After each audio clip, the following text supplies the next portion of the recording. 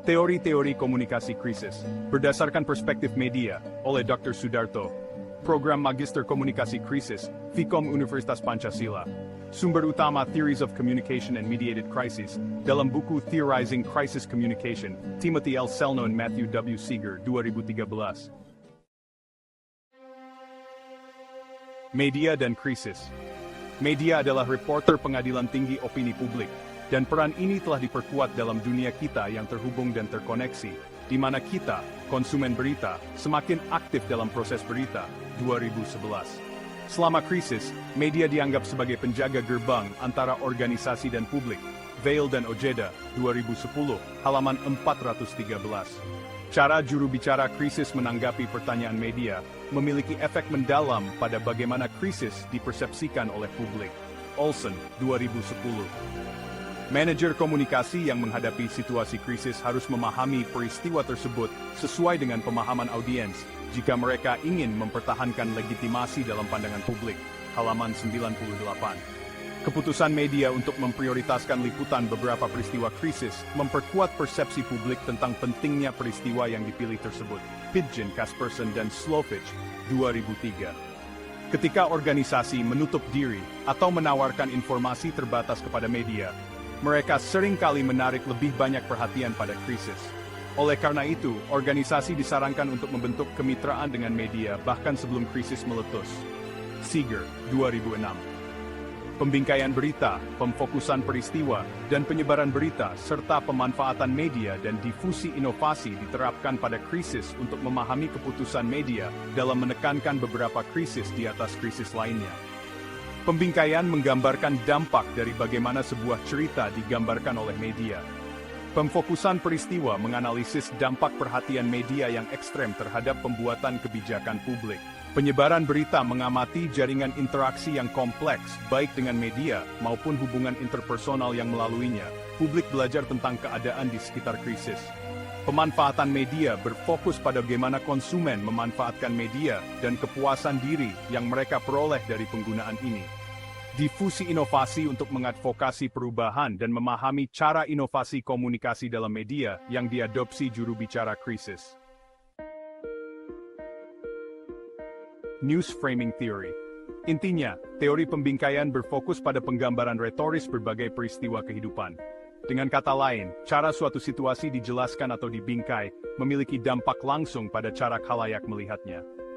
Dalam komunikasi krisis, pembingkaian berfokus pada penggambaran media tentang peristiwa dan cara organisasi menangani krisis. Krisis, respon organisasi, bingkai berita oleh media. Dari perspektif organisasi, pembingkaian merupakan bentuk publisitas. Cara kerja publisitas, bagaimana produsen pesan mengarahkan audiens dengan memfokuskan perhatian hanya pada aspek tertentu dari suatu situasi, sambil mengesampingkan yang lain. Oleh karena itu, sangat penting bagi organisasi untuk berpartisipasi dalam proses pembingkaian ini. Karena cara informasi dibingkai dalam laporan berita dapat memengaruhi persepsi publik. Holliday, 2010. Bingkai yang berbeda dalam mendefinisikan suatu peristiwa atau isu akan menyebabkan peristiwa atau isu yang sama dipahami dengan cara yang berbeda. Tian dan Stewart, 2005. Contoh framing. Peristiwa yang sama yaitu pengumuman susunan kabinet Prabowo-Gibran dibingkai secara berbeda. Media Tempo. Tanggapan skeptis, menyoroti aspek-aspek seperti keseimbangan kekuatan politik dan kualitas sumber daya manusia dalam kabinet. Media TV One. Tanggapan optimis, menekankan stabilitas politik dan peluang inovasi yang dapat dibawa oleh kabinet. Focusing Events. Teori ini dikenalkan oleh Birkeland, 1997, didasarkan pada teori agenda setting. Teori agenda setting dikenalkan oleh Maxwell McCombs dan Donald Shaw, 1972. Intinya adalah, media tidak hanya melaporkan berita, tetapi juga menyoroti isu tertentu, sehingga audiens merasa isu tersebut lebih penting dibandingkan isu lainnya. Prinsipnya, apa yang dianggap penting oleh media akan dianggap penting oleh publik. Cara kerja agenda setting, penonjolan isu, berita atas peristiwa diletakkan pada posisi penting, seperti breaking news, headline, prime time. Pengulangan isu berita atas peristiwa disiarkan secara berulang-ulang. Ubiquitous, berita atas peristiwa diliput di berbagai media. Dengan memilih dan menekankan informasi tertentu, media membentuk cara masyarakat memandang realitas. Ini berarti bahwa media berperan dalam mengatur agenda bagi publik. Focusing events, peran penting dari peristiwa krisis dalam mempromosikan diskusi kebijakan publik. Fishman, 1999, halaman 353. Fishman, 1999, menjelaskan bahwa peristiwa fokus berfungsi sebagai dorongan untuk membawa isu penting ke perhatian publik dan dalam menciptakan penerimaan terhadap isu tersebut di arena kebijakan publik. Halaman 353.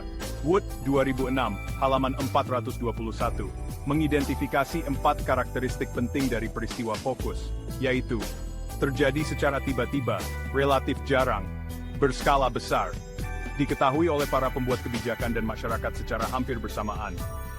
Perbedaan teori agenda setting dengan focusing events. Agenda setting menyoroti isu secara umum. Focusing events khusus menyoroti kebijakan publik. Identifikasi focusing events. Birkeland pada tahun 97 dan 2007 mengidentifikasi 3 fitur komunikasi utama dari peristiwa yang berfokus pada penetapan kesalahan. Jika suatu peristiwa dianggap sebagai tindakan Tuhan, solusi yang ditawarkan cenderung tidak mencapai agenda kelembagaan atau naik ke tingkat yang lebih tinggi, karena cerita kausal yang dominan adalah bahwa masalah acak tidak dapat dicegah dengan kebijakan dan perencanaan yang rasional. Sebaliknya, jika suatu peristiwa dianggap sebagai akibat dari perilaku manusia atau kegagalan mekanis yang dapat dicegah oleh pengawasan manusia, solusi yang diusulkan cenderung lebih menonjol dalam agenda. Sejauh mana krisis dicirikan sebagai normal atau baru? Krisis karena peristiwa baru seringkali menyebabkan gagasan kebijakan yang sudah ada diubah kembali. Pembelajaran pasca krisis. Perubahan kebijakan yang terjadi sebagai respons terhadap peristiwa yang menjadi fokus dapat dicirikan sebagai pembelajaran. Teori uses and gratifications. Teori ini pertama kali dicetuskan oleh beberapa peneliti, tetapi 2 tokoh kunci yang sering diidentifikasi sebagai pionir adalah Elihu Katz dan Jay Blumler. Salah satu publikasi penting yang menandai pengembangan teori ini adalah artikel yang ditulis oleh Katz dan Blumler pada tahun 1973, berjudul Uses and Gratifications Research. Secara umum, teori ini menyatakan bahwa pemirsa, pendengar dan pembaca memilih dan menggunakan berbagai pilihan media dan program untuk memuaskan kebutuhan mereka. Dari perspektif ini, konsumen media terlibat dalam perilaku konsumsi media yang aktif dan bertujuan untuk memenuhi kepuasan. Katz, Blumler, dan Gurevich pada tahun 1974 mengidentifikasi 5 cara di mana faktor sosial dapat terlibat dalam pembentukan kebutuhan yang terkait dengan media. Pertama, situasi sosial menghasilkan ketegangan dan konflik yang mengarah pada kebutuhan akan kemudahan melalui konsumsi media massa.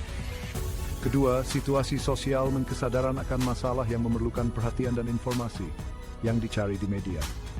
Ketiga, situasi sosial menawarkan peluang kehidupan nyata yang kurang memadai untuk memenuhi kebutuhan tertentu, yang kemudian diarahkan ke media massa sebagai layanan pelengkap atau pengganti. Keempat, situasi sosial menimbulkan nilai-nilai tertentu, dan konsumsi materi media yang selaras dengan nilai-nilai tersebut memperkuat atau menegaskan nilai-nilai tersebut. Dan kelima, situasi sosial menyediakan harapan akan keakraban dengan materi media tertentu yang harus dipantau untuk mempertahankan keanggotaan kelompok sosial yang bernilai. Teori uses and gratifications dalam komunikasi krisis. Secara umum, orang tidak menunggu untuk diberitahu apa yang terdengar berwibawa atau apa arti kedekatan sebelum mereka mulai memahami makna dari konten di hadapan mereka. Sebaliknya, pengguna membangun cara mereka sendiri untuk menentukan apa yang harus diperhatikan, kapan mereka memiliki cukup informasi untuk bertindak, dan bagaimana serta kapan mereka harus berbagi pengetahuan dengan teman-teman dan kenalan mereka. Ali dan koleganya membuat argumen yang meyakinkan bahwa proses penalaran independen ini dalam menanggapi pesan darurat layak untuk dipelajari lebih lanjut. Spence dan Lackland pada tahun 2009 meneliti sejauh mana persepsi pemirsa tentang kehadiran memengaruhi kenikmatan media. Mereka menemukan bahwa wanita melaporkan tingkat kesedihan yang lebih tinggi daripada pria, dan jenis media mempengaruhi tingkat kehadiran. Mereka menyarankan bahwa perluasan teknologi komunikasi seluler yang terus berlanjut memberikan peluang untuk meningkatkan komunikasi krisis di masa depan. Tradisi penelitian difusi berita dimulai oleh Miller pada tahun 1945, seorang ahli sosiologi yang meneliti penyebaran berita kematian Presiden Amerika Serikat Franklin D. Roosevelt. Penelitian Miller membandingkan peran media massa dengan komunikasi interpersonal dalam penyebaran berita tersebut. Perkembangan teori difusi berita mencakup pertanyaan tentang apa, kapan, dan bagaimana orang pertama kali mengetahui tentang peristiwa, seperti yang dikaji oleh Greenberg pada tahun 1964, serta bagaimana berita disirkulasikan di antara publik, seperti yang diteliti oleh Cohen pada tahun 2017. Proses di mana orang mempelajari suatu peristiwa penting telah diteliti secara teratur oleh Deutschman dan Danielson pada tahun 1960, dan kecepatan proses difusi ini dipengaruhi oleh nilai berita, menurut Hill dan Bonjean.